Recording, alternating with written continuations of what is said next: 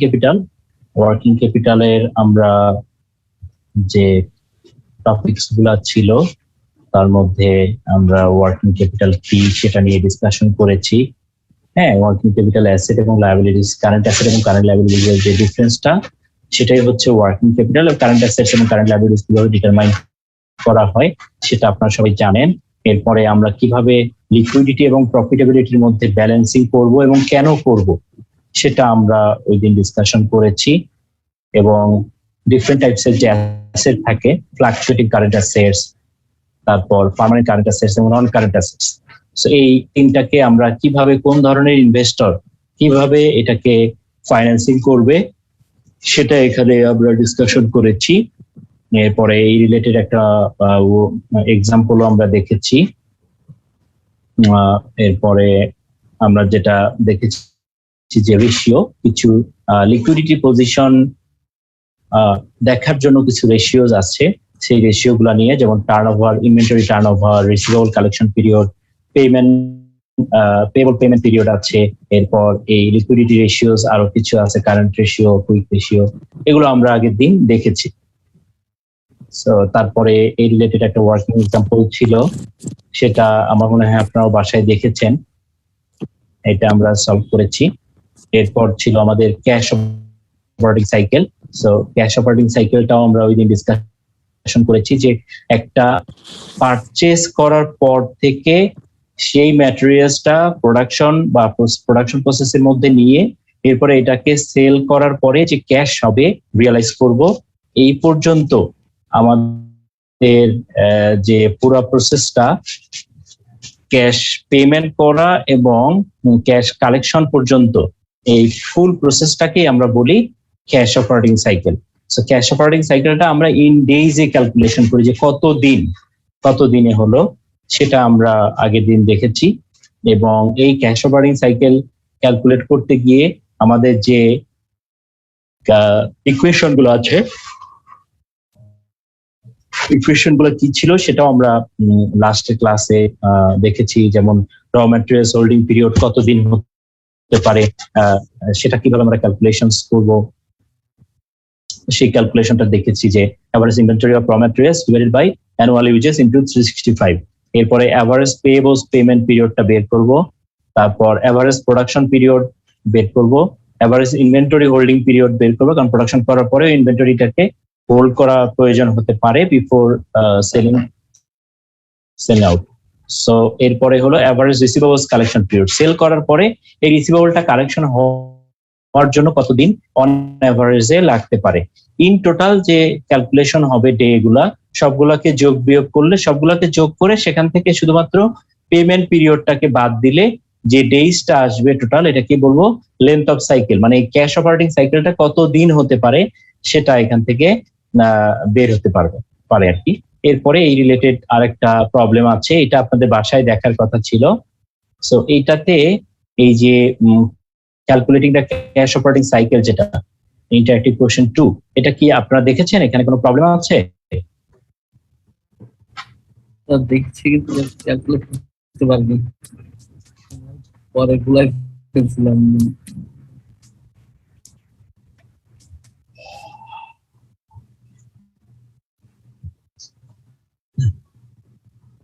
পরে ভুলায় ফেলছেন না? সো এইখানে দেখেন একটা জিনিস বলেছে যে সেলস বলছে যে কামিং ইয়ার, মানে এস্টিমেটেড ফিগারস গুলো দেওয়া আছে যে নেক্সট ইয়ারে সেলস হবে 36 লাখ, এভারেজ রিসিভেবল বলছে 3,06,000। এরপরে gross profit margin 25% on sales. Gross profit যদি 25% অন সেলস হয়, তাহলে সেলসের বাকি 75% কস্ট অফ সেলস, ঠিক আছে? আর এভারেজ ইনভেন্টরি যেটা বলতেছে ফিনিশ গুডস, ওয়ার্কিং প্রোগ্রেস, র ম্যাটেরিয়ালস, হ্যাঁ, এবং পেয়েবলস, এগুলো ওপেনিং এবং ক্লোজিং সেম।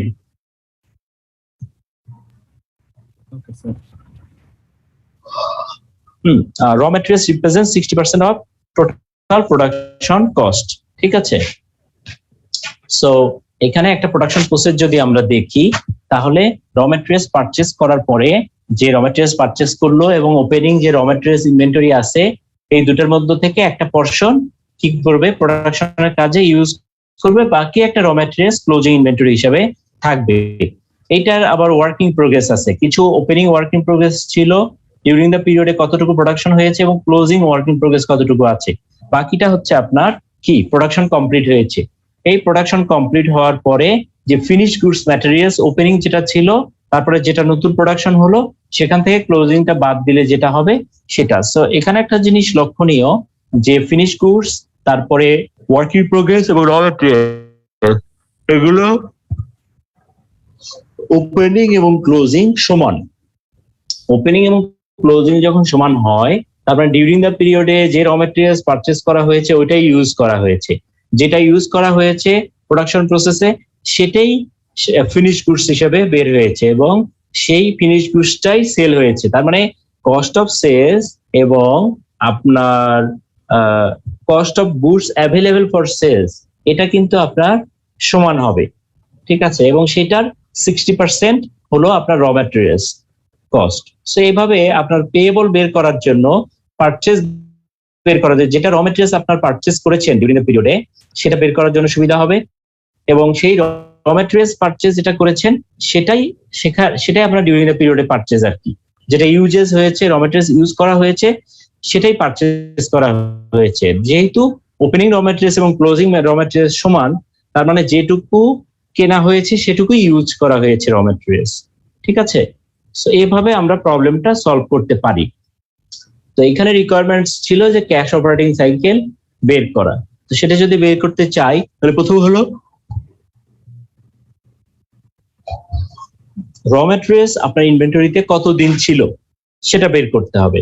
তারপরে ক্রেডিট টেকেন ফ্রম সাপ্লায়ার্স, মানে সাপ্লায়ার্স কতদিন পরে পে করা হয়েছে, এটাই তো ক্রেডিট পিরিয়ড। এরপরে WIP in inventory, working progress in ইনভেন্টরিতে কতদিন ছিল, তারপরে ফিনিশ গুডস কতদিন ইনভেন্টরি ছিল, এবং কাস্টমারের কাছ থেকে কালেকশন করতে কতদিন লেগেছে। এই সবগুলাকে যোগ বিয়োগ করলে number of days between payments and receive, আপনি পে করেছেন এবং রিসিভ করেছেন এর মাঝখানে কতদিন, সেই দিনটা আপনার বের হয়ে যাবে। তাহলে প্রথমে আমরা দেখি, দেখেন এখানে প্রথমে আপনাকে বের করতে হবে যে এখানে কস্ট অফ সেলস কত ছিল। যেহেতু একটা ফিগার দেওয়া আছে, সেটা হলো সেলস এর ফিগার দেওয়া আছে, এবং সেলস এর সাথে আপনার কত আপনার গ্রস মার্জিন কত আছে সেটা বলা আছে।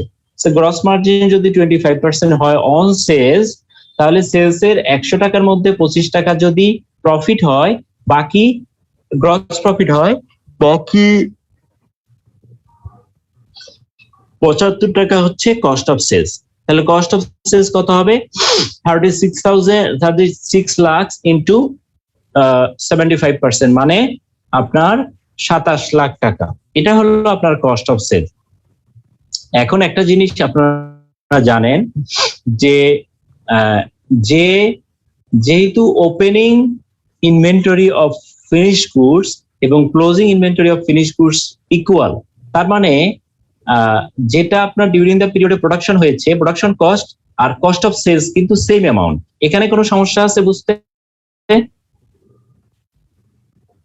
না স্যার, কারণ যেহেতু আমার ওপেনিং এ যে 10টা পণ্য আমার হাতে ছিল, ওপেনিং শুরু করছে 10টা পণ্য নিয়ে, হাতে আমার আছে লাস্টে 10টা, তার মানে যেগুলো পারচেজ করেছি সেগুলোরই প্রোডাকশন হয়েছে। প্রোডাকশন হয়েছে এবং সেগুলোই আমি সেল করে দিয়েছি। জি স্যার, ঠিক আছে।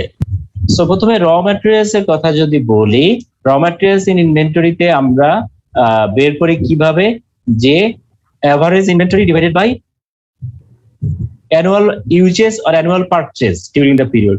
তো অ্যানুয়াল পারচেজ হবে হলো কস্ট অফ সেলস এর 60%। যেহেতু বলেছি যে ডিউরিং দ্য পিরিয়ডে যে প্রোডাকশন হয়েছে, প্রোডাকশন কস্ট যদি 100 টাকা হয়, তার 60 টাকা হচ্ছে আপনার কি ইনভেন্টরি, মানে র ম্যাটেরিয়ালস এর কস্ট। আপনি একটা জিনিস প্রোডাকশন করতে গেলে আপনার র ম্যাটেরিয়ালস লাগে, লেবার লাগে, আদার ওভারহেড লাগে, তাই না? তার মধ্যে বলা হয়েছে এই প্রোডাকশন কস্ট যদি 100 টাকা হয়, তার 60 টাকা হচ্ছে আপনার র ম্যাটেরিয়ালস কস্ট। এখন প্রথমে একটা জিনিস আমরা নিচের দিক থেকে আসি, তাহলে সুবিধা হবে। প্রথমে হলো ক্রেডিট গিভেন টু কাস্টমার্স। এটা কিভাবে আমরা বের করব? Is equal to average receivable divided by annual sales into 365। এটাতে কোনো সমস্যা আছে বুঝতে? শেষেরটা, একদম শেষেরটা, এটা কি বুঝতে কারো প্রবলেম আছে কিনা? না স্যার, বুঝতে কোনো সমস্যা নেই, কারণ এভারেজ রিসিভেবল আমাদের এখানে দেওয়া আছে, অথবা ক্রেডিট গিভেন টু কাস্টমার্স 306,000 দেওয়াই আছে, আর 600,000 যেটা 3.6 মিলিয়ন সেলস বলাই আছে। আর এই ইকুয়েশনে বসাই দিলে আপনার 31 ডেজ চলে আসে ক্রেডিট গিভেন টু কাস্টমার্স, মানে রিসিভেবল কালেকশন পিরিয়ড আর ক্রেডিট গিভেন টু কাস্টমার্স দুটাই সেম জিনিস। এটা বের হলো। এর ইমিডিয়েট আগে হলো আসলো যে finish goods in inventory. Finish goods in inventory আপনি কিভাবে মানে কতদিন ছিল সেটা সূত্র কি বা এটার ইকুয়েশন কি? Is equal to average finish goods in inventory divided by কি? কস্ট অফ সেলস, তাই না? জি স্যার। এই যে অ্যাভারেজ ইনভেন্টরি হোল্ডিং পিরিয়ড যেটা আর কি, এই ফিনিশ গুডস ইন ইনভেন্টরি এটাকেই বলা হয় আর কি। অ্যাভারেজ ইনভেন্টরি হোল্ডিং পিরিয়ড অথবা ফিনিশ গুডস ইন ইনভেন্টরি, এটা সেম জিনিস, ওখানে ডিফারেন্ট নামে বলেছে। সো এটা হলো average inventory of finish goods divided by annual cost of sales. তো অ্যাভারেজ ইনভেন্টরি, এই যে ফিনিশ গুডস দেখেন 2 লাখ টাকা ছিল আপনার average inventory of finish goods, divided by sales কত? 36 লাখ। সো 36 লাখ, এই যে 2 লাখ ডিভাইডেড বাই না সরি, এটা হলো কস্ট অফ সেলস দিয়ে করতে হবে আপনার এখানে, অ্যানুয়াল কস্ট অফ সেলস। তো অ্যানুয়াল কস্ট অফ সেলস কতটুকু আপনারা জানেন যে এই প্রবলেমে বলে দিয়েছে যে টোটাল যে সেলস তার 25% হলো GP margin, gross profit margin. তাহলে জিপি মার্জিন যদি 25% হয় তাহলে কস্ট অফ সেলস কত? বাকি 75%। সো 30 লাখে 75%-এ 27 লাখ হয়। সেটা যদি হয় তাহলে দেখেন 2 lakh divided by 27 lakh into 365, total হলো 27 দিন। এরপরে ডাব্লিউআইপি কত ছিল? এই প্রবলেমে বলা ছিল ওয়ার্কিং প্রোগ্রেস ইনভেন্টরি হলো 3,50,000। এই যে এভারেজ প্রোডাকশন পিরিয়ড যেটাকে বলে, এটাই হচ্ছে এভারেজ। এখানে বলতেছে প্রোডাকশন পিরিয়ড আর এখানে বলতেছে ডাব্লিউআইপি ইনভেন্টরি। ডাব্লিউআইপি কখন থাকে? ওই প্রোডাকশন পিরিয়ডের মধ্যে যেটা থাকে ওটাকেই তো আমরা বলি ডাব্লিউআইপি, তাই না? জি স্যার। সো এখানে ডাব্লিউআইপি আর ইনভেন্টরির মধ্যে ইকুয়েশন হলো যে average inventory of work in progress divided by annual cost of sales. তাহলে average inventory of in working progress কত ছিল? 3,50,000 ছিল, divided by annual cost of sales হলো 27 lakh into 365। So in total হলো 47 ডেজ। এরপরে আমরা আসি যে credit taken from suppliers. Credit taken from suppliers এটা কিসের উপর ডিপেন্ড করে? এটা ডিপেন্ড করে যে আমি কতটুকু কিনেছি, তাই না? এখন কস্ট অফ সেলস হলো 27 lakh. Cost of sales 27 lakh মানে কি? তাহলে ডিউরিং দ্য পিরিয়ডে প্রোডাকশন হয়েছে কত লাখ? এটা বলেন তো আপনারা কেউ একজন।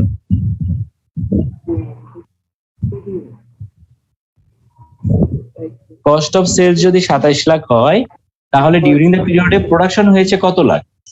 27 লাখ 75%। স্যার 27 লাখ যদি হয় তাহলে 27 লাখই হয়েছে, কারণ কস্ট অফ সেলস তো যেহেতু ওপেনিং আর ক্লোজিং ইনভেন্টরি ইকুয়াল, তাহলে আমাদের কস্ট অফ সেলস যেটা সেটাই প্রোডাকশন। হ্যাঁ, so cost of sales is equal to কি? Opening finish goods plus production during the period minus closing finish goods, তাই না? এটাই তো কস্ট অফ সেলস। আচ্ছা, এখান থেকে যদি এই ইকুয়েশনটাকে একটু উলটপালট করেন তাহলে আপনার যেটা আসে যে আপনি opening finish goods, cost of sales is equal to opening finished goods plus production during the period minus closing finished goods. এখন আপনার cost of sales আছে, opening finished goods আছে, closing finished goods আছে, তাহলে production during the period বের করাটা easy. হ্যাঁ, যেহেতু opening finished goods R closing finished goods is equal to 0, মানে সমান সমান আর কি। সমান সমান মানে কি? এটা থেকে আরেকটা মাইনাস করলে 0 হবে। তার মানে কি? production during the period is equal to cost of sales, তাই না? তার মানে কস্ট অফ সেলস 27 লাখ হলে প্রোডাকশন ডিউরিং দ্য পিরিয়ডও 27 লাখ, তাই না? সো প্রোডাকশন ডিউরিং দ্য পিরিয়ডে যদি 27 লাখ হয়, তাহলে এই এখন কথা আছে ওখানে যে বলছে একটা জিনিস প্রবলেমে, যে র materials represent 60% of total production cost. তাহলে টোটাল প্রোডাকশন কস্ট যদি 27 লাখ হয়, তাহলে র ম্যাটেরিয়ালস কত লাখ টাকা ইউজ হয়েছে এই 27 লাখ টাকা প্রোডাকশন করতে? 60% কত টাকা? 16,20,000 টাকা র ম্যাটেরিয়ালস ইউজ হয়েছে ডিউরিং দ্য পিরিয়ডে। এখন আপনি বলেন ডিউরিং দ্য পিরিয়ডে র ম্যাটেরিয়ালস ইউজ হয়েছে কত? 16,20,000। তাহলে এই যে র materials in inventory is equal two average inventory হলো 1,50,000 ডিভাইডেড বাই 16,20,000, মানে 27 লাখ ইন্টু 60% ইন্টু 365 ডেজ, তার মানে 34 ডেজ এই র ম্যাটেরিয়ালসটা ইনভেন্টরিতে ছিল, পড়েছিল ইনভেন্টরিতে কেনার পরে। জি স্যার। এখন পেয়েবল পেমেন্ট পিরিয়ডটাতে পরে আসি। আমি নিচ থেকে কেন আসছি আপনারা বুঝতে পারছেন তো? সেলস থেকে নিচের দিকে আসলাম যাতে আপনাদের বিষয়টা বুঝতে সুবিধা হয়। আর মাঝখানে পেয়েবলটা বাদ দিয়ে আবার র ম্যাটেরিয়ালসে আসলাম কেন? একটা জিনিস বের করার জন্য, ডিউরিং দ্য পিরিয়ডে র ম্যাটেরিয়ালস পারচেজ করছে কত টাকা, ইউজ হয়েছে কত টাকার, সেটা আপনি বের করছেন। যে র ম্যাটেরিয়ালস ইউজ হয়েছে প্রথমটা দেখলেই বোঝা যায় যে 16,20,000 টাকা র ম্যাটেরিয়ালস ইউজ হয়েছে। এখন র ম্যাটেরিয়ালস এর ওপেনিং এবং ক্লোজিং ইনভেন্টরি যদি সমান হয়, তাহলে ডিউরিং দ্য পিরিয়ডে যে র ম্যাটেরিয়ালস টুকু পারচেজ করছে ওইটুকু ইউজ করছে, তাই না? তাহলে র ম্যাটেরিয়ালস ইউজেস ডিউরিং দ্য পিরিয়ডে যদি 16,20,000 হয়, তাহলে ডিউরিং দ্য পিরিয়ডে র ম্যাটেরিয়ালস কিনছেও কত টাকার? 16,20,000 টাকার র ম্যাটেরিয়ালস ডিউরিং দ্য পিরিয়ডে কেনা হয়েছে। এটা কি আপনাদের ক্লিয়ার?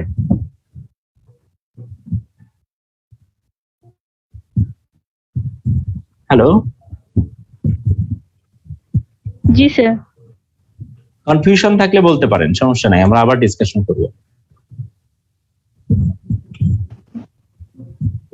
স্যার আবার একটু বলুন। ওকে, সো আমি যেটা বলছিলাম যে আমরা যদি একটা জিনিস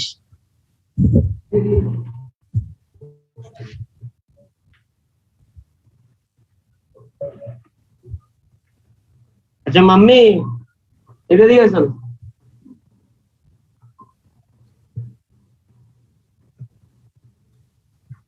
আচ্ছা এখানে দেখি প্রথমে একটা জিনিস, আচ্ছা এটা আপনার ছিল না, প্রথমে আমরা বলি আচ্ছা সেলস হলো 36 লাখ টাকা সেলস করেছে, রাইট? তো সেলস এর যদি 25% কি হয়, মার্জিন হয়, তাহলে কস্ট অফ সেলস কত পার্সেন্ট? কস্ট অফ সেলস হবে ইজ ইকুয়াল টু এইটা মাইনাস এই যে এটা মার্জিনটা বাদ দিলাম, কস্ট অফ সেলস বের হলো 27 লাখ, তাই না? এটা আপনার দেওয়া ছিল না। আপনি জানেন যে opening inventory plus raw materials, opening inventory divided by opening inventory of finished goods plus production during the period, তাই না?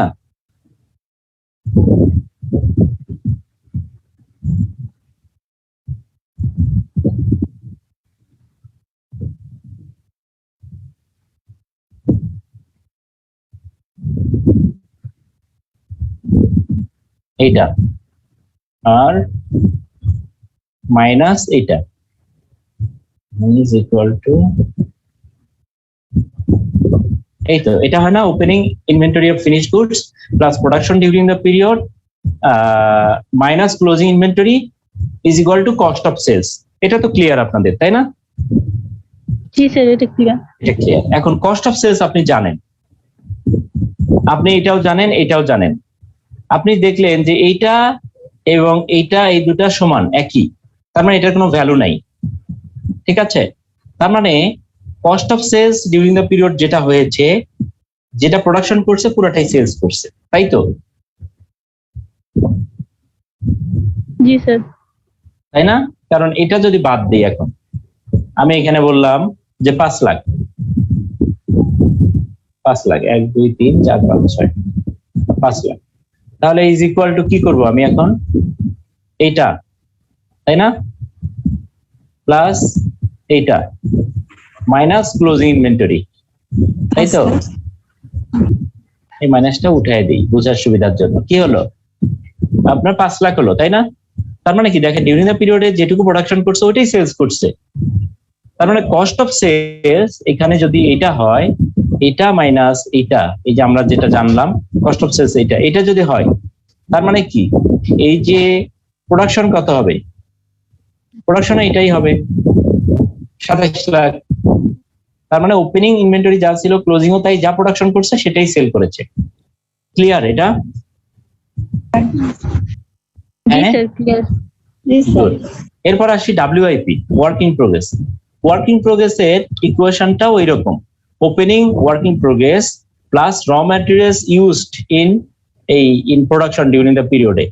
হ্যাঁ স্যার, আর ক্লোজিং যেটা আপনার ইয়ে ছিল, ঠিক আছে? সেটা যদি হয় তাহলে প্রোডাকশন ডিউরিং দ্য পিরিয়ডে এই যে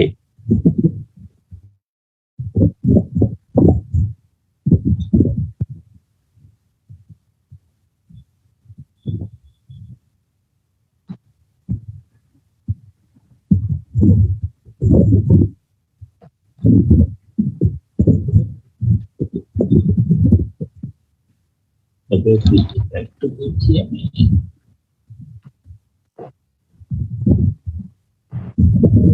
দেখেন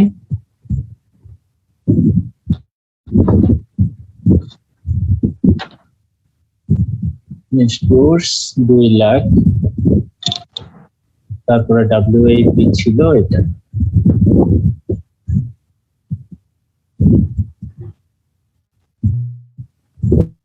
ওকে,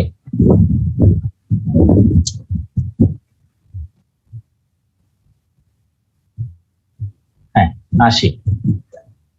সো WIP, ওপেনিং WIP যেটা থাকে, মানে গত বছর ক্লোজ হয়ে গেছে, বাট কিছু র ম্যাটেরিয়ালস আছে যেগুলো প্রোডাকশন প্রসেসের মধ্যে ছিল ওই 31 ডিসেম্বর, ধরলাম আমি ইয়ারের 31 ডিসেম্বরে এগুলো প্রোডাকশন শেষ হয়নি, কোনোটা 60%, কোনোটা 70% এরকম কমপ্লিট হয়েছিল, সেটা ডিউরিং দ্য পিরিয়ডে প্রোডাকশন করা হয়েছে। আবার এই বছরের শেষেও ওই 3.5 লাখ টাকার একটা WIP থেকে গেছে। তার মানে ডিউরিং দ্য পিরিয়ডে এই প্রোডাকশন ডিউরিং দ্য পিরিয়ড যেটা, এটাই এখানে নিয়ে আসলাম, এটাকে ধরেন এখানে নিয়ে আসলাম। এটা কিভাবে আসবে? এইটা, হ্যাঁ, তার মানে প্লাস এইটা মাইনাস এইটা ইজ ইকুয়াল টু এটা। তার মানে এটা কিভাবে হওয়ার কথা? এইটা plus production during the period, production cost minus closing যে ইনভেন্টরিটা ছিল, এইটা, তার মানে 27 লাখ। তার মানে ডিউরিং দ্য পিরিয়ডে যা প্রোডাকশন করছেন, প্রোডাকশন কস্ট, হ্যাঁ, সো সেটাই কিন্তু আপনার ফিনিশড হয়ে গেছে, ওপেনিং এবং ক্লোজিং WIP যেহেতু সমান। সো তাহলে এখানে এই প্রোডাকশন ডিউরিং দ্য পিরিয়ড এটা যে 27 লাখ, এখানে কোনো আপনার কোনো ইয়া আছে, কোনো কনফিউশন আছে?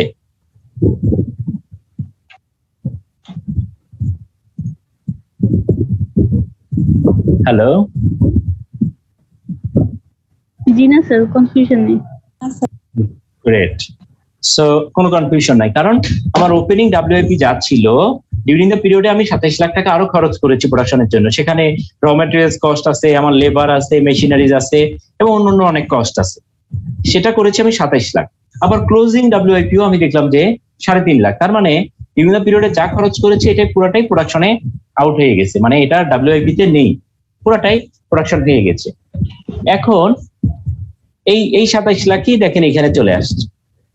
হ্যাঁ, যদি অন্য দিক থেকে ফ্লোটা ধরি আর কি, আমরা এই দিক দিয়ে যাচ্ছি।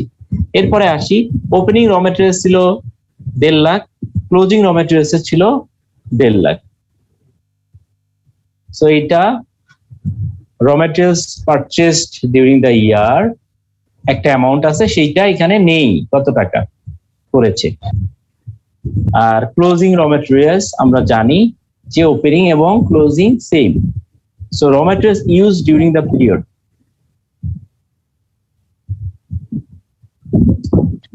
সো ডিউরিং দ্য পিরিয়ডে প্রোডাকশনে র ম্যাটেরিয়ালস ইউজ করেছে কতটুকু, এটা আমরা জানি যে আচ্ছা এটা আমরা জানলাম যে এটা 27 লাখ হবে।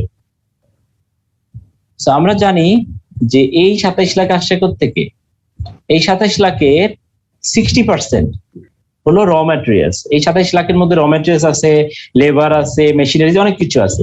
এটা 60% হলো র ম্যাটেরিয়ালস। এই টাকাটা 16-20, তার মানে ওপেনিং র ম্যাটেরিয়ালস যদি 1.5 লাখ হয়, ক্লোজিং র ম্যাটেরিয়ালস যদি 1.5 লাখ হয়, তার মানে র ম্যাটেরিয়ালস ডিউরিং দ্য পিরিয়ডে সে পারচেজ করছে 16-20। এখন এই 16-20ই এখানে কিনেছে, সেটা আসে। এখন আমরা যদি ফ্লোটা ধরি, ধরেন এইটা নাই, উল্টা পাশে ধরি, ধরেন বাকি ইনফরমেশন গুলো আমাদের আছে।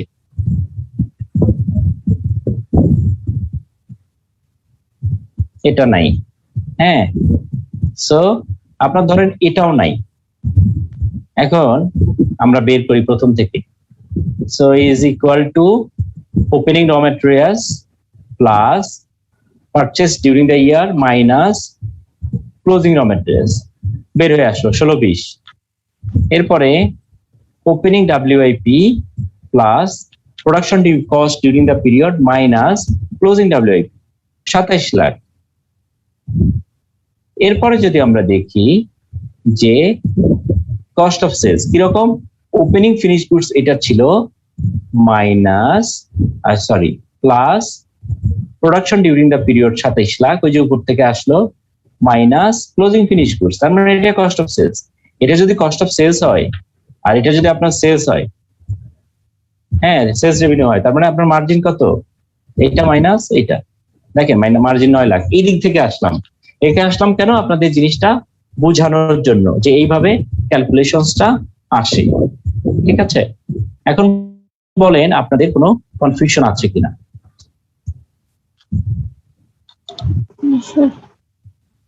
না স্যার। গুড। সো এখন আমরা যদি নিচে আসি, যে এখান থেকে দেখে আমরা এখন এই প্রবলেমের যে ক্যালকুলেশনস গুলা দেখি। প্রথমে র ম্যাটেরিয়ালস ইন ইনভেন্টরি এটা জানতে চেয়েছে। সো র ম্যাটেরিয়ালস এর opening average raw materials in inventory ছিল 1,50,000 ডিভাইডেড বাই 16,20,000। এই যে 27 লাখ ইন্টু 60% মানে 16,20,000 ইন্টু 365 ডেজ, এই চলে আসলো। ক্রেডিট টেকেন ফ্রম সাপ্লায়ার্স, এটা হলো raw materials average raw materials in inventory divided by annual purchases. Annual purchases কত, এইটা 16,20,000। সো তার মানে এটা বের হয়ে আসলো, মাইনাস হবে WIP বের করলাম, তারপরে ফিনিশ গুডস বের করলাম, ক্রেডিট গিভেন টু কাস্টমার্স বের করলাম। ইন টোটাল আপনার এই যে টোটাল নাম্বার অফ ডেজ যেটা বের করতেছে, আপনি পেমেন্ট করলেন এবং পেমেন্টটা পেলেন আপনি আপনার কাস্টমারের কাছ থেকে, এই দুটার পার্থক্য হলো 110 দিন। তার মানে এই 110 দিনের ওয়ার্কিং ক্যাপিটাল আপনার হাতে থাকতে হবে, কারণ আপনি একটা জিনিস পাওয়া, কেনা এবং বিক্রি করার মাঝখানে যে গ্যাপ আছে, ওই সময়টাতে আপনার তো ওয়ার্কিং ক্যাপিটাল লাগবে, বিকজ এই সময় আপনাকে আবার পারচেস করতে হবে। তো এই সময়ের ফাইন্যান্সিংটা আপনাকে করতে হবে। ঠিক আছে, এটা কি ক্লিয়ার হয়েছে কিনা আপনারা? জি স্যার, ক্লিয়ার। ওকে, সো ওয়ার্কিং ক্যাপিটালের এই যে ক্যাশ অপারেটিং সাইকেলের বের করলাম, আমরা দেখলাম যে working capital is a performance measures. একটা অর্গানাইজেশনের ওয়ার্কিং ক্যাপিটাল কি পরিমাণ প্রয়োজন হবে, হ্যাঁ, এবং ওয়ার্কিং ক্যাপিটালের রিলেটেড যে ইকুয়েশনস এবং রেশিওস গুলা দেখলাম, এগুলো কিন্তু একটা পারফরমেন্স মেজার্স। সো এই পারফরমেন্স মেজার্স গুলা মধ্যে ওয়ার্কিং ক্যাপিটালকে পারফরমেন্স মেজার্স হিসেবে যখন ইউজ করবেন, there would be some limitations. So এই যে লিমিটেশনস গুলা কি কি হতে পারে, যে the measures must be used with care because the balance sheet values at a particular point in time may not be typical. আমরা এখানে যেমন দেখলাম যে ওপেনিং এবং ক্লোজিং ইনভেন্টরি সমান, মানে ইন রিয়েল লাইফে কি এটা is it possible? In real life possible না। এই জায়গাটাতে আপনাকে কেয়ারফুল হতে হবে যে এই যে সমান যে ইকুয়াল অথবা মানে অ্যাভারেজ যে ওয়ার্কিং ক্যাপিটাল আমরা বের করলাম opening plus closing divided by 2, সেখানে সবগুলো আমরা ধরে নিচ্ছি ওপেনিং এবং ক্লোজিং সমান ছিল, এটা নাও হতে পারে। তারপরে balances used for a seasonal business will not represent average levels. ঠিক আছে, ফর এক্সাম্পল কিছু সিজনাল বিজনেস আছে, সেক্ষেত্রে কিন্তু আপনার এই যে ইয়ার এন্ডের যে আপনার এই ওপেনিং যে অ্যাভারেজটা আমরা যে ইউজ করছি, এই অ্যাভারেজটা কিন্তু বা আমরা যে অ্যাভারেজ বের করছি ওপেনিং এবং ক্লোজিং কে যোগ করে 2 দিয়ে ভাগ দিয়ে, এটা কিন্তু কাজ করবে না। কারণ যেমন ফর এক্সাম্পল ক্রিসমাস ট্রির কথা, ম্যানুফ্যাকচারারের কথা যদি বলি, তার তো একটা টাইমে তার বিজনেস, সারা বছর নেই। এইরকম আরো কিছু জিনিস আছে, তাই না? শীতকালে আপনার শীত বস্ত্রের পোশাকের ভ্যালুটা বেড়ে যায়, তখন আপনাকে প্রোডাকশন করতে হবে বেশি, সেল করতে হবে বেশি, তখন আপনার ওয়ার্কিং ক্যাপিটাল বেশি লাগবে। At the same time or on the other hand আপনি অন্য সময় কিন্তু এত ওয়ার্কিং ক্যাপিটাল লাগবে না, তাই না? গ্রীষ্মকালে তো কেউ সোয়েটার পরে ঘুরবে না, হ্যাঁ, বা ব্লেজারও অত পরবে না। আবার বৃষ্টির দিনে ছাতার ডিমান্ড বেশি থাকবে, আর গরমের দিনে এবং সামারে শর্টকাট ড্রেস যেগুলো আছে বা পাতলা জামা কাপড় যেগুলো আছে সেগুলোর ডিমান্ডটা বেশি থাকবে। সো ওই জিনিসগুলোকে কিন্তু আপনি এইভাবে এই যে একটা বেঞ্চমার্ক, এই বেঞ্চমার্কে নিয়ে আসলে আপনি ট্রু পিকচার পাবেন না। ঠিক আছে, such measures concern the past not the future. So এই মেজার্সটা পাস্ট যে ইনফরমেশন গুলো আছে সেগুলো নিয়ে আমরা ক্যালকুলেশন করে থাকি নরমালি। ফিউচার ট্রেন্ডটা দেখি বা ফিউচার এস্টিমেশনটা করি based on the information or the amount or balances that we have from our past experience. So এই যে আপনার ওয়ার্কিং ক্যাপিটালের যে পারফরম্যান্স মেজার্সটা, এটা দিয়ে কোনো জাজমেন্ট করা যাবে না বা কোনো ডিসিশন মেকিং করা যাবে না। রাদার আপনাদের যেটা করতে হবে, এর সাথে সাথে আরো যে অন্য টুলগুলো আছে সেগুলো ইউজ করতে পারি আমরা, হ্যাঁ, সেগুলো ইউজ করে আপনাকে ডিসিশন মেকিং করতে হবে। এই জন্য আপনার ফাইন্যান্সিয়াল ম্যানেজমেন্টে যদি আপনি বলেন, আপনি যখন কোনো ডিসিশন মেকিং করবেন তখন কয়েকটা মেজার্স অথবা কয়েকটা বেঞ্চমার্ক দেখে এগুলোকে মাপতে হয় অথবা এগুলো অ্যানালাইসিস করতে হয়, করে তারপর ডিসিশন মেকিং করতে হয়। এরপরে একটা জিনিস আমরা দেখি যে সলিউশনস টু লিকুইডিটি প্রবলেমস। এই যে একটা অর্গানাইজেশনের লিকুইডিটি প্রবলেমস হতে পারে, হ্যাঁ, সেই লিকুইডিটি প্রবলেমস গুলার সলিউশন গুলা কি?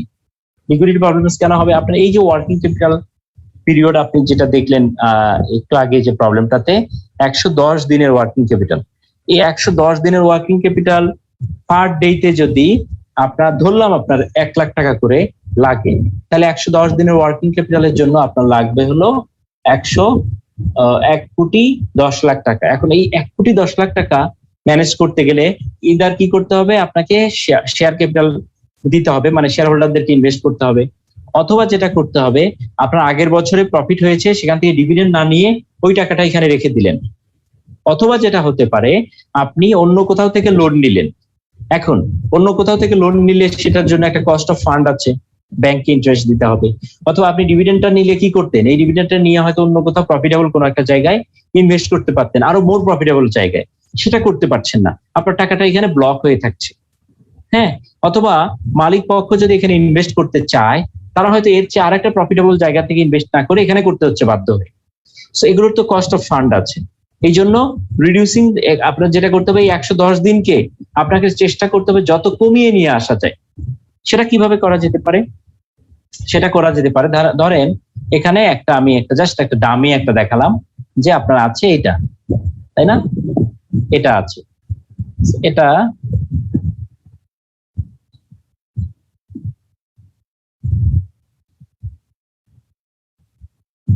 সে দেখেন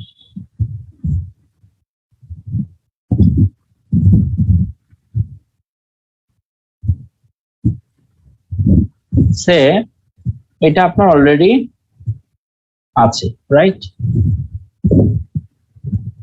যে আপনার credit given to customer for example 30 days, আপনার ইনভেন্টরি হোল্ডিং পিরিয়ড 30 দিন, credit taken from suppliers for example এখানে আছে 30 days, আমরা অথবা ইনভেন্টরি হোল্ডিং পিরিয়ড এটা বললাম যে 20 days, right?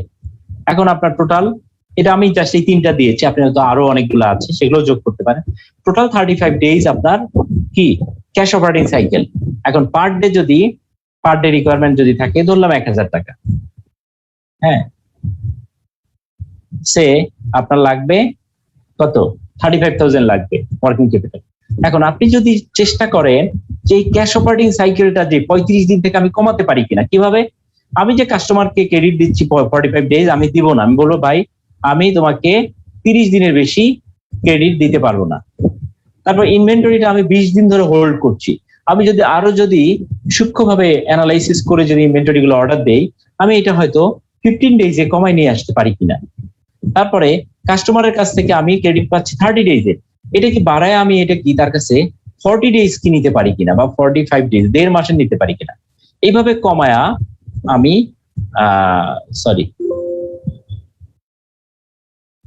Credit taken from customers, যেটা আর কি না উল্টা হলো আর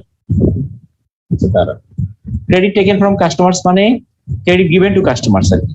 45 ডেজ ধরেন আপনি দিচ্ছিলেন, এখন বললেন যে ভাই আমি 30 দিনের বেশি তোমাকে দিতে পারবো না, আপনি ইনভেন্টরি হোল্ডিং পিরিয়ডটা 20 দিন থেকে 15 দিনে কমায় নিয়ে আসলেন। আর আপনি কাস্টমারকে ক্রেডিট দিচ্ছিলেন 30 ডেজে, আপনি বললেন যে ভাই আমি 15 দিনের বেশি তোমাকে ক্রেডিট দিতে পারবো না। তাহলে আপনি এটাকে কমিয়ে কিন্তু সরি আমি ভুল করছি, credit taken from customers 30 days আছে, আপনি বললেন যে ভাই আমি তোমারে 45 ডেজের আগে তোমাকে টাকা দিতে পারছি না, হ্যাঁ, এভাবে কমিয়ে কিন্তু আপনি দেখেন এটাকে জিরো লেভেলেও নিয়ে আসতে পারেন। এটা জাস্ট একটা এক্সাম্পল দিলাম।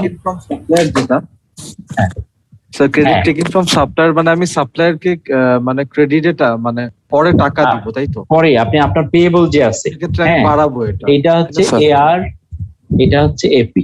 এপি জি স্যার। এপি আপনি 30 দিনে দিতেন আগে, এখন বললেন যে ভাই আমি তোমার তো দীর্ঘদিন তোমার সাথে রিলেশনশিপ, তুমি আমাকে তো বুঝে আমি তো তোমাকে টাকা দিবই, সো আমাকে তুমি একটু ফাইন্যান্সিং করো। কিভাবে? তুমি আমার টাকাটা 45 ডেজ পরে নাও, যেদিন আমাকে ইনভয়েস করছো ইনভয়েস ডেট থেকে 45 ডেজে তুমি টাকাটা নাও। তাহলে এইভাবে করে কিন্তু আপনি দেখেন এটাকে জিরোতে নামাইতে পারেন, অথবা ইন কেস হয়তো এটা আপনার পক্ষে সম্ভব হচ্ছে না, তাহলে অ্যাটলিস্ট আপনি এখানে 30 ডেজ আপনি কমাতে পারলেন, অথবা এখানে হয়তো 45 ডেজ থেকে আপনি এটাকে হয়তো 35 ডেজে আপনি নিয়ে আসলেন, তাও অ্যাটলিস্ট 10 ডেজে নামলো আপনার, এখানে আপনি 25 ডেজ কমাতে পারলেন, অথবা এখানে 40 ডেজ আপনি দিলেন, বলেন যে 30 দিনে দিতাম এখন 40 দিনে দিব, সো আপনি অ্যাটলিস্ট 35 থেকে আপনি এটাকে 30 day নামালেন।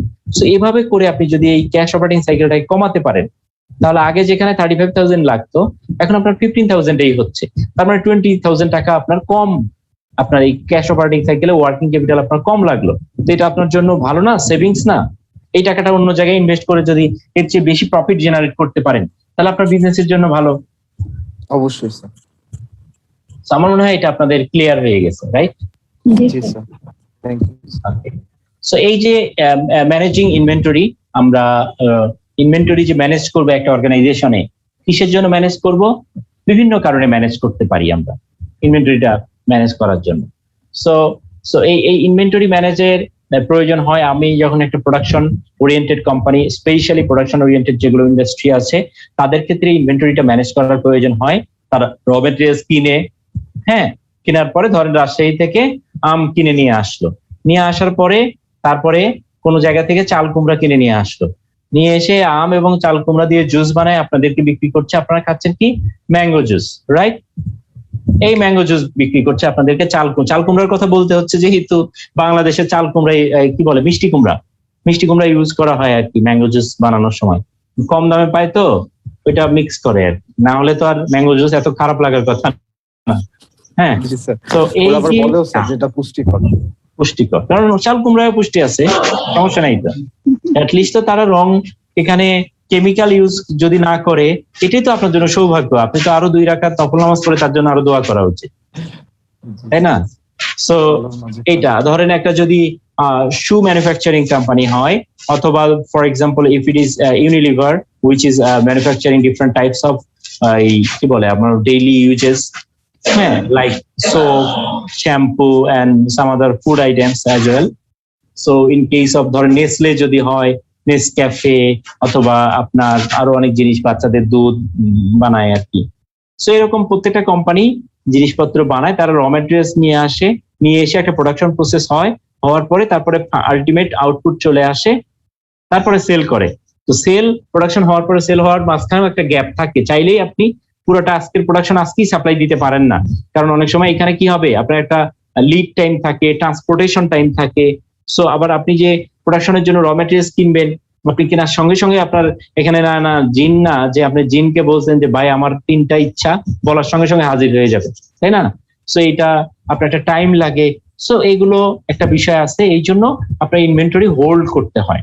So to meet demand by acting as a buffer in times of unusually high consumption to reduce the risk of stock outs, কারণ অনেক সময় স্টক আউট হয়ে গেছে, আপনি পাচ্ছেন না, এরকম হলে তো আপনি আপনার আউটপুটও দিতে পারবেন না। or where supplier delivery times or lead times are uncertain, আপনার সাপ্লায়ারের টাইমিং ঠিক নাই, হয়তো কোনো সময় 10 দিনেও ডেলিভারি দেয়, 9 দিনেও দেয়, 8 দিনেও দেয়, 15 দিনেও দেয়। So there would be a মানে problem in the future. To ensure continuity of production, এখন প্রোডাকশনটা কন্টিনিউটি রাখার জন্য আপনাকে কি করতে হয়, কিছু ইনভেন্টরি অফ র ম্যাটেরিয়ালস আপনার হাতে সবসময়ই রাখতে হয়, right? To take advantage of quantity discounts by ordering more at a time. So আপনার যেটা হয় যে আপনি কারণ বাজারে কেউ যদি বাজার করে থাকেন, অনেকে কি করে যারা বড় ফ্যামিলি অথবা যারা মেসে থাকে তাদের জন্য অনেক বেশি বাজার করার প্রয়োজন, অথবা যারা হোটেল ব্যবসা যাদের আছে তারা কি করে পাল্লা মানে 5 কেজিতে 1 পাল্লা বলে আর কি। এখন আপনার বাজারে আপনার বাড়িতে আপনারা 2-3 জন মানুষ থাকেন, এখন আপনি বাজারে গিয়ে যদি 5 কেজি ধরেন 5 কেজি বেগুন কিনলেন, মানে পাল্লাই কিনতে হবে যেহেতু, অথবা 5 কেজি ধরেন কাঁচামরিচ কিনলেন, তো এই জিনিস বাসায় নিয়ে নেওয়ার পরে আপনাকে বাসায় ঢুকতে দিবে? আপনার কি মনে হয়? অবশ্যই ঢুকতে দিবে না। সো এই যে কোয়ান্টিটি ডিসকাউন্ট যেটাকে বলে আর কি, বা বাল্ক ডিসকাউন্ট, সেটা অ্যাভেল করার জন্য একটা certain amount of quantity of product you should buy, right? So to buy in ahead of shortage or ahead of a price rise. অনেক সময় রমজান মাস আসলে তার আগে আমরা কি করি, যে অনেক সময় বেশি পরিমাণে কিনি যাতে কম টাকায় আমরা জিনিসটা কিনতে পারি। তো সেম এজ দ্যাট যারা প্রোডাকশন করে তাদের ক্ষেত্রেও এরকম, যে অনেক সময় কোয়ান্টিটি প্রাইস যখন বাড়ে তার আগে কিনে রাখে, ঠিক আছে? ফর এক্সাম্পল, যে পটেটো চিপস বিক্রি করে তার আলু কি বছরের শুরুতে কিনে রাখতে হয় না? না হলে তো আলুর দাম বাড়বে। কারণ আপনারা যাদের নর্থ বেঙ্গলে কারো যদি বাড়ি থাকে বা যার এলাকায় আলু চাষ হয়, সে জানবেন যে আলু যখন প্রোডাকশন হয় তখন হয়তো বা আলুর মন কত হবে, সর্বোচ্চ 400 টাকা মন হবে, সর্বোচ্চ। আরো কম হওয়ার কথা, 400 টাকা মন, আরো কম হয়। এটা ইট মে বি 2 টাকা থেকে 5 টাকা পর্যন্ত কেজিতে হয় আর কি। হ্যাঁ, তো সেটা দাম যখন বাড়ে তখন এটার প্রাইস হয়ে যায় 40, 50, 60 টাকাও হয়ে যায়। সো এই জন্য যারা পটেটো চিপস বানায় তারা কিন্তু আলু কিন্তু প্রথমেই কিনে রাখে, রাইট? সো এরকম আর কি। এরপরে for technical reasons such as maturing whiskey or keeping oil in pipelines, অনেক সময় আপনার যে পাইপলাইনে কিছু অয়েল তো রাখতেই হয়, তাই না? আপনারা যারা ধরেন কেউ গাড়ি আছে বা যাদের বাইক আছে, আপনারা জানেন যে বাইকের ট্যাঙ্কিতে একটা পর্শন ওই যে পাইপলাইন যেটা থাকে, ওই পাইপলাইনের তেলটা তো আপনার থাকেই, তাই না? সো ওটা কিন্তু আপনার সবসময়ই থেকে যাবে। সো ওটা আপনাকে আগে থেকেই কিনে রাখতে হবে। এরকম যাদের ফুয়েল স্টেশন আছে আর কি, যেটাকে বলে কি বলে এই পাম্প, যে ফুয়েল পাম্প, সেখানে কিন্তু পাইপলাইনে কিছু তেল রাখতেই হয়। আবার হুইস্কির ক্ষেত্রে যদি বলি, হুইস্কি হচ্ছে মানে যত ম্যাচিউরড হয় তত এটার প্রাইসটা বেড়ে যায়, ঠিক আছে? সো হুইস্কি বা ওয়াইনের ক্ষেত্রে এগুলো যত ম্যাচিউরড হয় তত প্রাইসটা বাড়ে, দাম বাড়ে, ঠিক আছে? সো এরপরে বিকজ অফ সিজনালিটি অফ ডিমান্ড, যেমন একটা সময় ডিমান্ড বেশি হয়, ওই সময় কি, যেমন ক্রিসমাস ট্রির কথা বলেছি, হ্যাঁ। আবার কিছু প্রোডাক্ট আছে ধরেন ঈদ কেন্দ্রিক অনেক জিনিস আছে, হ্যাঁ। আমি যখন বাটার অডিট করতাম তখন দেখতাম যে ঈদের মৌসুমে এদের সেলস বেশি হয়, সিজনালিটি অনেক হাই থাকে ঈদের সিজন গুলা, ঈদ, পূজা, এরকম। তারপর স্কুলের সিজনে স্কুল শু যেটা আছে, অক্সফোর্ড শু, আপনারা যারা ভালো ভালো স্কুলে পড়েছেন আপনারা জানেন অক্সফোর্ড শু পড়তে হতো আপনাদের, রাইট? সো ওই শু গুলা আপনার ওরা বানায়, ওটা একটা ওই স্কুল যখন শুরু হয় ওই মৌসুমে এটা ডিমান্ডটা বেশি থাকে, ডিসেম্বর থেকে January, right? So this are the matters why we should manage inventory. আর এই ইনভেন্টরি ম্যানেজ করার জন্য আমাদের অনেকগুলা কস্ট ইনভলভ থাকে, যেমন পারচেস প্রাইসের একটা বিষয় থাকে, যে বেশি পারচেজ করলে, বেশি কোয়ান্টিটি পারচেজ করলে কম প্রাইস লাগবে, পার ইউনিট কস্ট কমে যাবে, আবার কম করলে বেশি খরচ হবে। এরপর হোল্ডিং কস্ট, যেটা যে আপনি যেমন বললাম যে আলু বছরের শুরুতে যখন আলুর প্রোডাকশন হয় তখন কিনে রাখবে, রাইট? তো সেখান থেকে যখন ডিউরিং দ্য পিরিয়ডে প্রোডাকশন করতে করতে বছরের শেষ পর্যন্ত এই যে ইনভেন্টরিটা হোল্ডিং করছে, তার জন্য হোল্ডিং কস্ট আছে না, ওয়্যার হাউজিং কস্ট আছে, তারপরে কিছু নষ্ট হয়ে যায়, তার ইন্স্যুরেন্স করতে হয়, ইন্স্যুরেন্স কস্ট আছে। তো এই ধরনের চুরি হতে পারে, এগুলোকে মেনে নিতে হয়।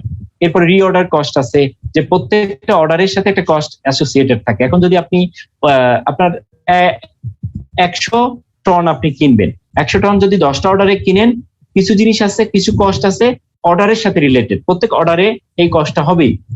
সে ধরেন প্রত্যেক অর্ডারে 1 লাখ টাকা করে খরচ হয়, ঠিক আছে? এখন আপনি 10টা অর্ডার দিলে 10 লাখ টাকা খরচ হবে, 5টা অর্ডার দিলে 5 লাখ টাকা খরচ হবে। এখন ইট ডিপেন্ডস অন ইউ। হ্যাঁ, তা আপনাকে এগুলোকে করতে হবে, কি আপনাকে ব্যালেন্স করতে হবে। তারপর শর্টেজ কস্ট, এখন হঠাৎ করে ইনভেন্টরি মার্কেটে ডিমান্ড, আপনি সাপ্লাই দিতে পারছেন না কারণ আপনার প্রোডাকশন নাই, প্রোডাকশন কেন নাই, আপনার র ম্যাটেরিয়ালস নাই। সেই জিনিসগুলো যেন না হয়, এই সব জিনিসের মধ্যে একটা ব্যালেন্স ক্রিয়েট করতে হবে। এটার জন্য আমাদের ইনভেন্টরি ম্যানেজমেন্ট করা, ইনভেন্টরি ম্যানেজমেন্টটা যেগুলো ম্যানুফ্যাকচারিং কোম্পানি আছে তাদের জন্য দিস ইজ ভেরি ইম্পর্টেন্ট, ঠিক আছে? তো এরপরে ইনভেন্টরি কন্ট্রোল সিস্টেম যদি বলি, আমাদের ডিফারেন্ট টাইপের ইনভেন্টরি কন্ট্রোল সিস্টেম আছে। এখানে রিঅর্ডার লেভেল সিস্টেম আছে, যে একটা ইনভেন্টরি একটা ফিক্সড কোয়ান্টিটি, হ্যাঁ, একটা অপটিমাম কোয়ান্টিটি আমরা ফিক্স করি, যে ওইখানে আসলে আমার একটা টার্গেট থাকে যে ইনভেন্টরি যখন 10,000 কেজিতে নেমে আসবে তখনই আবার নতুন করে আমি অর্ডার দিব। এটা একটা হতে পারে। পিরিয়ডিক রিভিউ সিস্টেম হতে পারে, যে পিরিয়ডিক্যালি আমি রিভিউ করবো ইনভেন্টরিটা এবং করে দেখবো যে কখন কিরকম প্রয়োজন হয় তখন আমি অর্ডার করব। হ্যাঁ, এবিসি সিস্টেম হলো যে ইনভেন্টরির মধ্যে ইউজারের উপর ডিপেন্ড করে, যে আমার ধরেন 100 টাইপের ইনভেন্টরি আছে, প্রোডাক্ট আছে, এই 100 টাইপের ইনভেন্টরির মধ্যে আমি এ বি সি ডি এভাবে ক্লাস করবো। এতে থাকবে হলো সেই ইনভেন্টরি গুলো যেগুলোর মার্কেট ডিমান্ড খুবই হাই এবং এগুলোর মুভমেন্ট খুবই হাই। বিতে এর চেয়ে কম মুভমেন্ট যেগুলো হয়, সিতে এর চেয়ে কম মুভমেন্ট যেগুলো হয়। এইভাবে করে করে আমি ইনভেন্টরি ম্যানেজ করবো। এ ক্যাটাগরির গুলো আমি ফ্রিকোয়েন্টলি অর্ডার করবো, বি গুলো আর একটু কম ফ্রিকোয়েন্টলি, সি গুলো আরো কম ফ্রিকোয়েন্টলি, এভাবে করবো। আর 4 নাম্বার হচ্ছে ইকোনমিক অর্ডার কোয়ান্টিটি। আমি একটা ইকুয়েশনের মাধ্যমে ইকোনমিক অর্ডার কোয়ান্টিটি ফিক্স করবো। ইকোনমিক অর্ডার কোয়ান্টিটির ইকুয়েশনটা কি? রুট ওভার ব্র্যাকেটে হবে 2CD ডিভাইডেড বাই H। এটা একটা ইকুয়েশন। হ্যাঁ, এটা আমাদের অনেক সায়েন্টিস্টরা এটাকে আবিষ্কার করেছেন। সেটা হলো যে economic order quantity. So economic order কোয়ান্টিটিটা হলো রুট ওভারের ভিতরে ব্র্যাকেট 2CD। সি মানে cost of placing one order, মানে একটা অর্ডার প্লেস করতে কত খরচ হয়। আর ডি হলো estimated usages of inventory item over a particular period. একটা সার্টেন পিরিয়ডে একটা ইনভেন্টরি আমার কতটুকু ইউজ হয় এবং তার খরচ কি। আর এইচ হলো cost of holding 1 unit of inventory for that period. ওই সার্টেন পিরিয়ডে, এটা যদি 1 মাসে হয় বা 1 বছরে হয় অথবা 1 সপ্তাহে হয়, কতটুকু cost of holding 1 unit of inventory for that period, ঠিক আছে?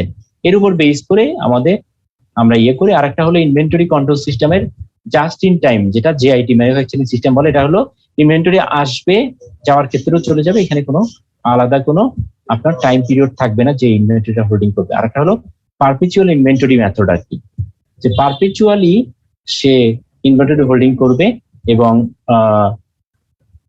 ফ্রিকুয়েন্টলি এটা রিপ্লেনিশমেন্ট হবে। যেমন আপনারা স্বপ্নতে বা অন্যান্য জায়গায় বাজার করেন না, ওখানে দেখবেন যে কত ইউনিট ইনভেন্টরি আছে, ওটা অন এ রেগুলার বেসিস যখন ইচ্ছা তখন দেখতে পারে সফটওয়্যার থেকে। এটাকে বলে পারপেচুয়াল ইনভেন্টরি, যখন ইচ্ছা তখন দেখবে এটা। এখন এই যে ইওকিউ যে মেথডটা আছে, নর্মালি ম্যাথমেটিক্যাল প্রবলেম যদি আসে ইওকিউ থেকে আসবে। ইওকিউ এর একটা প্রবলেম দেওয়া আছে, আপনারা এটা একটু দেখেন। I shall get back to you within 5 minutes. আপনারা এই প্রবলেমটা দেখেন।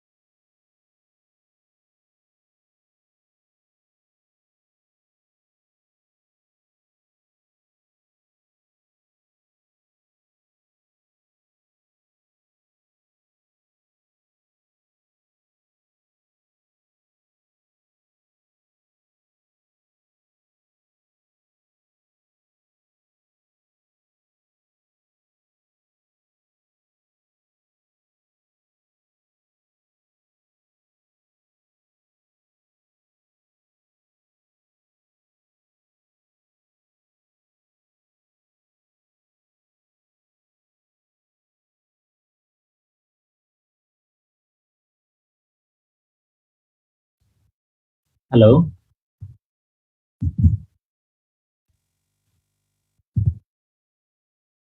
হ্যাঁ আপনারা বুঝতে পারছেন এই প্রবলেমটা? জি স্যার। কারো কোনো প্রবলেম আছে?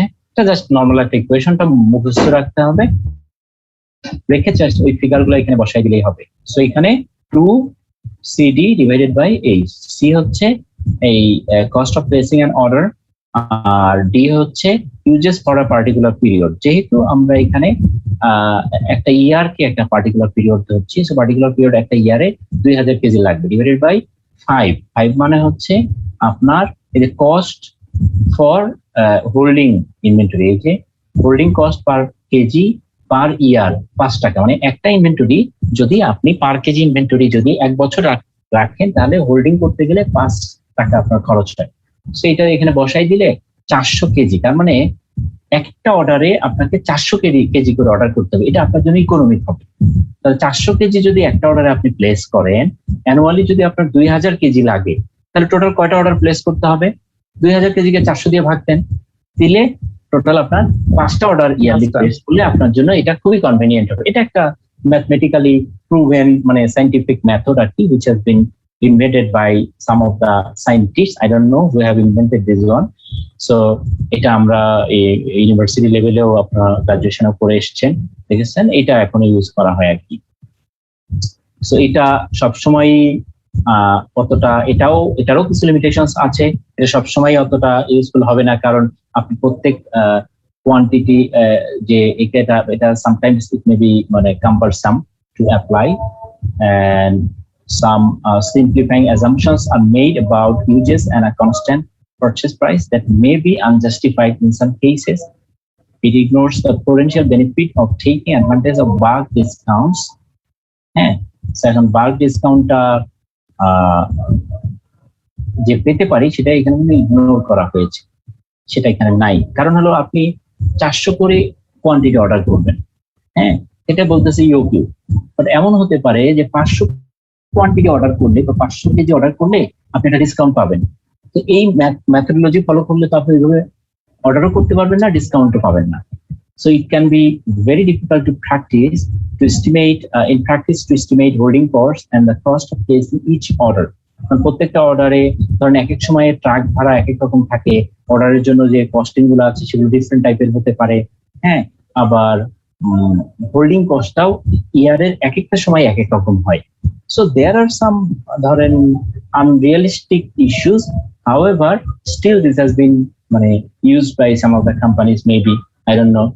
হ্যাঁ, সো এই হলো ইনভেন্টরি ম্যানেজমেন্ট গেল। এরপরে আসলো managing trade payable. So trade payable manage করার জন্য there are some cost.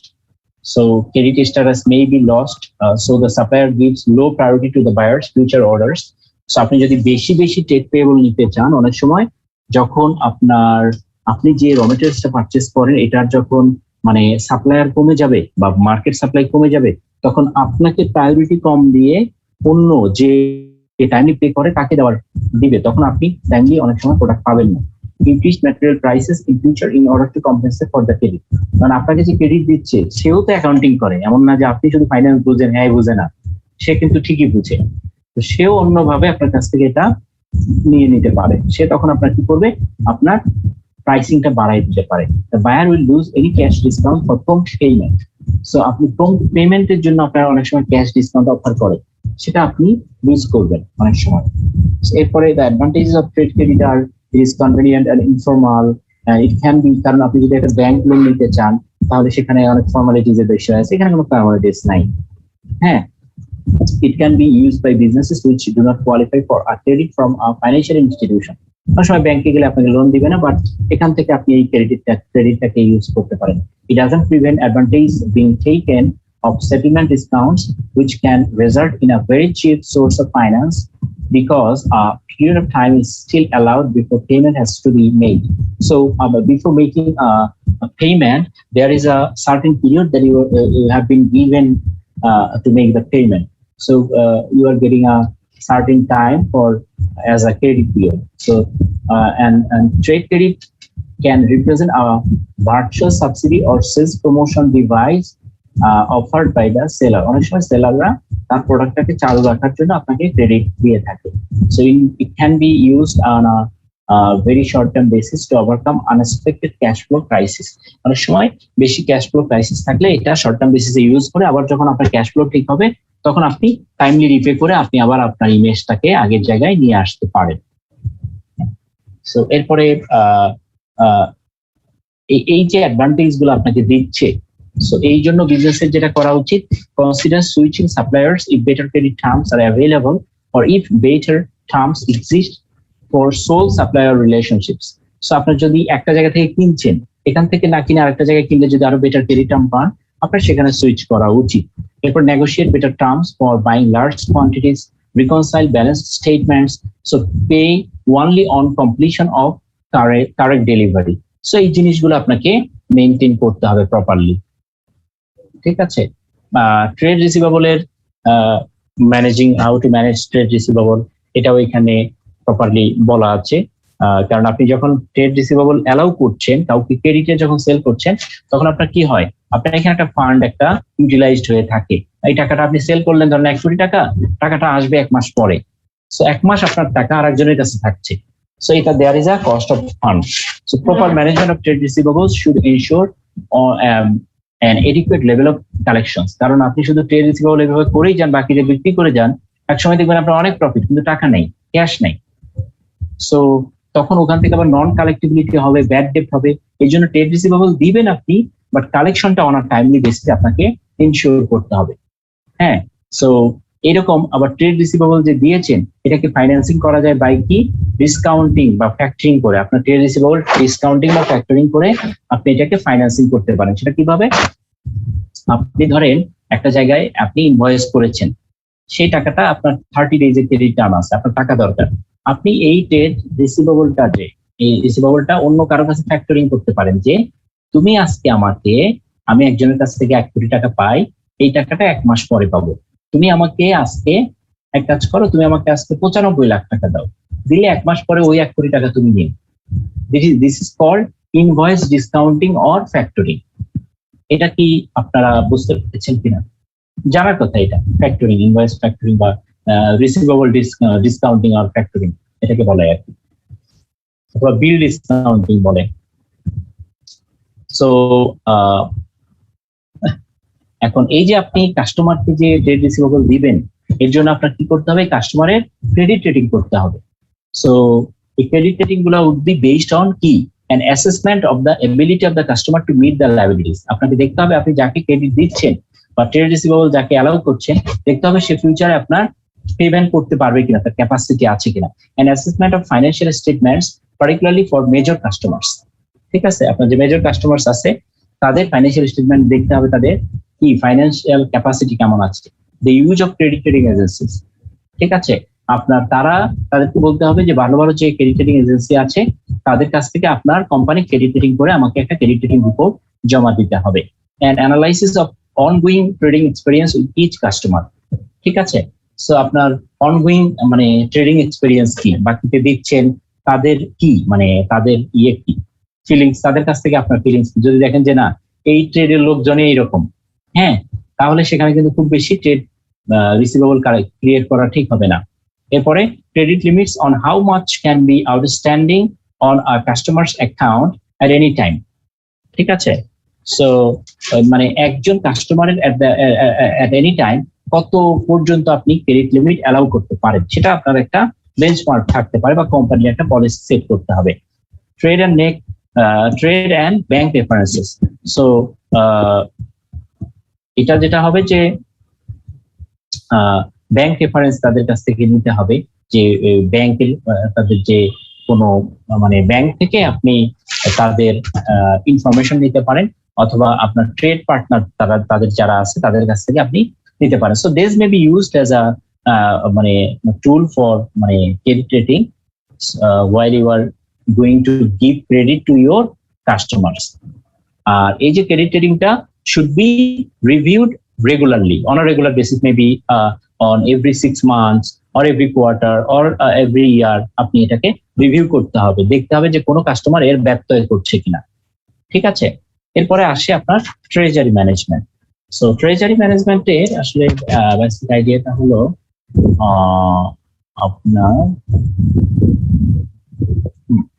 Treasury ম্যানেজমেন্টে যে the risk of running out of cash have to be balanced against the cost of holding cash. আপনি ধরেন একটা এই সিচুয়েশন যেন না হয় আপনার লোকজন টাকা পাচ্ছে আপনি দিতে পারছেন না, আবার এই সিচুয়েশনে যেন না হয় আপনার অনেক লিকুইড ক্যাশ আপনার হাতে পড়ে আছে।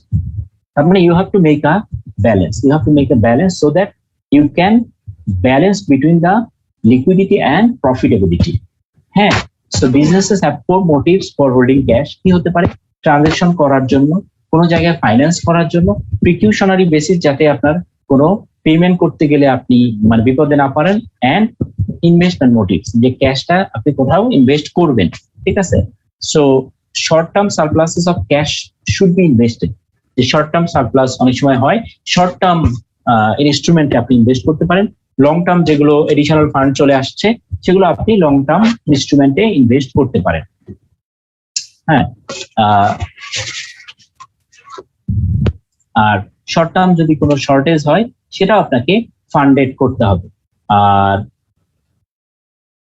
আর ইফেক্টিভ ট্রান্সমিশন অফ ক্যাশ যদি আপনি করতে পারেন, that will improve the promptness with which the business benefits from having cash.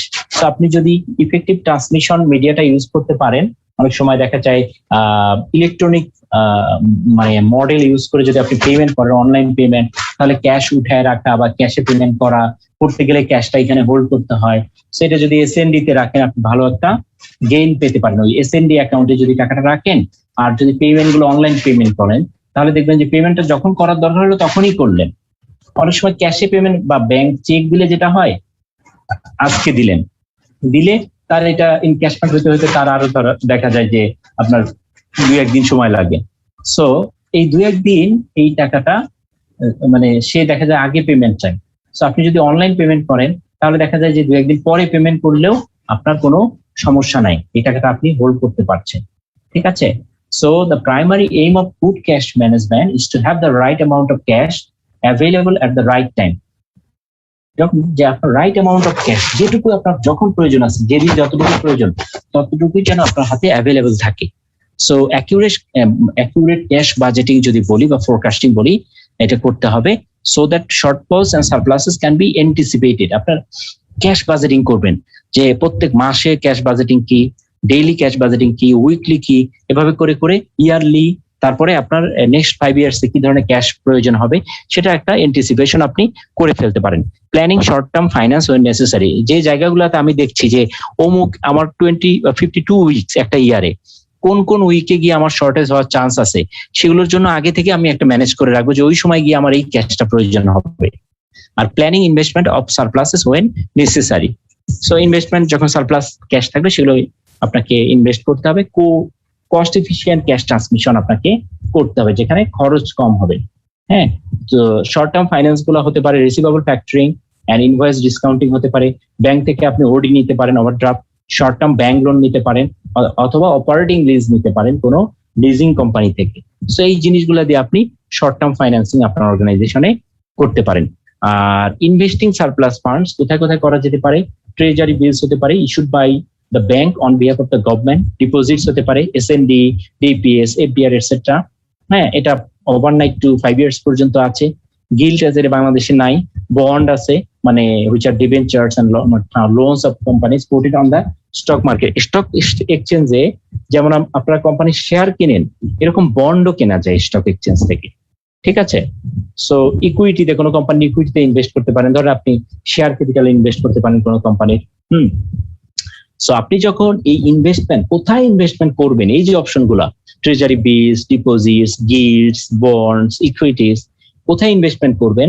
হ্যাঁ, so there are some factors you should consider when choosing the investment options. কি সেটা? The amount of funds available, আপনার হাতে কি কতটুকু fund আছে সেটা দিয়ে ওই উপরের গুলার মধ্যে কোনটাতে ইনভেস্টমেন্ট করাটা ভালো হবে, হ্যাঁ, কোনটাতে ইনভেস্টমেন্ট করা যাবে সেটা আপনাকে সিলেক্ট করতে হবে। The length of time for which the funds R available, আপনার এই ফান্ডটা কতদিন অ্যাভেলেবল। যদি হয় যে 1 মাসের মধ্যে এই ফান্ডগুলো প্রয়োজন হয়, অথবা ফ্রিকোয়েন্টলি প্রয়োজন হয়, 15 দিন বা ফোর্টনাইটলি পেমেন্ট করতে হয়, আপনার পেয়েবল পেমেন্ট করতে হয়, সেক্ষেত্রে আপনার এসএনডি অ্যাকাউন্টে রাখাই ভালো, কারণ তখন আপনি ডিপিএস করতে পারবেন না বা এসএনডি তে অথবা এফডিআর করতে পারবেন না, তখন আপনাকে এসএনডি তেই রাখতে হবে, কারণ এফডিআর একটা মিনিমাম একটা পিরিয়ড আছে। আবার যদি দেখেন যে এই ক্যাশটা অন এভারেজ 3 মাস 4 মাস পর পে করলে হয়, তখন আপনি আবার এফডিআর করতে পারেন। সো এইভাবে আপনাকে ফাইন্যান্সিং করতে হবে। এরপরে the likelihood of needing early withdrawal, আপনার দেখতে হবে যে এমন কোনো প্রয়োজন আছে কিনা যে ক্যাশটা আমার হাতে অ্যাভেলেবল আছে, কোনো একটা পেমেন্ট করতে হবে বা টাইমিংটা ফিক্স নেই, যে কোনো মুহূর্তে প্রয়োজন হতে পারে, তখন কিন্তু আপনাকে এসএনডি তে রাখাই ভালো, আপনি তখন এফডিআর করতে পারবেন না। The notice period for withdrawal and penalties, যদি আপনি এমন কোনো জায়গায় রাখেন যেখানে, যেমন ফর এক্সাম্পল এফডিআর যদি আপনি করেন, তাহলে আপনি 3 মাসের আগে যদি উইথড্র করেন, একদিন আগে উইথড্র করেন, তাহলে আপনাকে কোনো ইন্টারেস্ট দিবে না, ঠিক আছে, ফুল ইন্টারেস্ট গেল। হ্যাঁ, সো আবার যদি আপনি এসএনডি তে রাখেন, তাহলে আপনি ওই ডেইলি বেসিস তারা আপনাকে ইন্টারেস্ট দেন। তাহলে আপনাকে দেখতে হবে যে আপনার নোটিস পিরিয়ড কতদিন পর্যন্ত দেওয়ার আপনার ক্যাপাসিটি আছে। The risk and the return of the investment, আপনি যেখানে ইনভেস্ট করছেন সেখানে কি ধরনের রিস্ক অ্যাসোসিয়েটেড আছে এবং রিটার্ন কি লেভেলে তারা দিচ্ছে। এবং ফাইনালি ক্যাশ বাজেট, আমরা যেটা বলি যে আপনার যেমন ক্যাশ ফ্লো স্টেটমেন্ট করি কিসের, যে পিরিয়ডটা চলে গেল তার জন্য, আর ক্যাশ বাজেট করি যে পিরিয়ডটা সামনে আছে। হ্যাঁ, আপনার কতটুকু পারচেস করতে হবে, হ্যাঁ, তারপরে কতটুকু পেমেন্ট করতে হবে, কতটুকু রেভিনিউ থেকে কালেকশন হবে, এগুলোর জন্য আমরা ক্যাশ বাজেট করে থাকি। ঠিক আছে, এটার একটা ইউজফুলনেসও আছে, সেটা এখানে এটা আপনারা দেখে নিয়েন। ক্যাশ বাজেটের একটা ফরম্যাট দেওয়া আছে, ভেরি সিম্পল ফরম্যাট, আপনারা দেখে নিয়েন যে এস্টিমেটেড ক্যাশ রিসিভস কোথা কোথা থেকে হতে পারে, from customers, from accounts payable, cash receives যেটা ফ্রম অ্যাকাউন্টস, ক্যাশ রিসিভ হবে ফ্রম অ্যাকাউন্টস রিসিভেবল। ঠিক আছে, এটা ভুল লেখা হয়েছে। হ্যাঁ, ফ্রম ক্যাশ সেলস, প্রথমটা অ্যাকাউন্টস রিসিভেবল হবে, তারপরে from cash sales proceeds on disposal of non current asset, ধরেন নন কারেন্ট অ্যাসেট বা শেয়ার আমরা ইনভেস্ট ছিল, সেল করেছি, অথবা অন্য কোনো ইনভেস্টমেন্ট থেকে সেটা হতে পারে, টোটাল ক্যাশ রিসিভ এটা আসলো। এখন এস্টিমেটেড পেমেন্ট গুলো কি হতে পারে দেখেন, সাপ্লায়ারকে পেমেন্ট করবেন, স্যালারি পেমেন্ট করবেন, ওয়েজেস পেমেন্ট করবেন, নন কারেন্ট অ্যাসেট পারচেজ করার প্রয়োজন হতে পারে, রেন্ট, রেটস আর ওভারহেড আর যা যা পেমেন্ট আছে সব এখানে চলে আসলো। আসার পরে আপনার সারপ্লাস অথবা ডিফিসিট, যদি ডিফিসিট হয় সেক্ষেত্রে আপনার কি করতে হবে, ওই ডিফিসিটটাকে আপনার ওয়ার্কিং ক্যাপিটাল, এটা আপনার লাগবে। সারপ্লাস হলে এটা আপনার হাতে আছে, আপনার কোনো টেনশন নেই, এইভাবে চললেই হবে। সেইভাবে মান্থ ওয়াইজ আপনারা করতে পারেন, অনেক সময় আমাদের ডেইলি বেসিসও করার প্রয়োজন হয়, অনেক সময় উইকলি বেসিসও করার প্রয়োজন হয়, এটাকে আবার ইয়ারলি কনভার্ট করা হয়। এভাবে নেক্সট 5 ইয়ার্স বা 10 ইয়ার্স এর জন্য আমরা ক্যাশ বাজেট করতে পারি। ঠিক আছে, এখানে ক্যাশ বাজেটের একটা এক্সাম্পল আছে, আপনারা এই এক্সাম্পলটা সুন্দরভাবে বাসায় ঠান্ডা মাথায় বইয়ে আছে, এটা আপনারা পড়বেন, পড়ে আসবেন সামনের ক্লাসে। আমরা এটা যদি আপনারা না পারেন তাহলে সামনের ক্লাসে আমরা এটা সলভ করব। Sure sir. এখন বলেন আপনাদের কোনো কোশ্চেন আছে কিনা? আমার একটু আজকে ব্যস্ততাও আছে, আমি চাইছিলাম আজকে আরো বেশি সময় পড়ানো যায় কিনা, বাট আমার পাশে হঠাৎ করে গেস্ট চলে আসছে ক্লাসের আগেই, আমি গেস্টকে বসায় রেখে ক্লাস নিচ্ছি। কতটা আনসোশাল হতে পারে মানুষ বলেন? ইটস ওকে স্যার, স্যার এত কষ্ট করে ক্লাস নিচ্ছেন এই জন্য থ্যাংক ইউ স্যার। এটা যেহেতু দায়িত্ব করতে হবে, সো আপনারা যেটা করেন, আপনারা কাইন্ডলি এই পুরো চ্যাপ্টারটা ভালো করে পড়েন, পড়ে ম্যাথস গুলো সলভ করেন। নেক্সট ক্লাসে আমরা অন্য চ্যাপ্টারে যাব, বাট এই চ্যাপ্টার রিলেটেড যদি you have any problem, so we shall solve all the problems in next class at the very beginning, and then we shall go to the next chapter 8, right? আর আমি এর আগে আপনাদেরকে chapter 8 এর ইয়েটা পাঠিয়ে দিব। ঠিক আছে স্যার, ঠিক আছে, তাহলে আজকে আমরা ক্লোজ করতে পারি চাইলে। জি স্যার, ভালো থাকবেন স্যার। আসসালামু আলাইকুম। ভালো থাকবেন। আসসালামু আলাইকুম স্যার। আসসালামু আলাইকুম স্যার। সালাম।